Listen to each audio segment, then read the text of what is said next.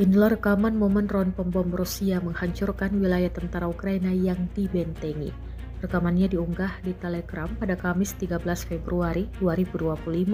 Dalam keterangan unggahan disebutkan, pesawat pembom ini menghancurkan wilayah tentara Ukraina satu persatu. Operator pesawat tak berawak tempur dengan sistem untuk menjatuhkan amunisi dari kelompok pasukan barat Rusia mengklaim sukses menghancurkan tenaga kerja angkatan bersenjata Ukraina di wilayah Kharkiv.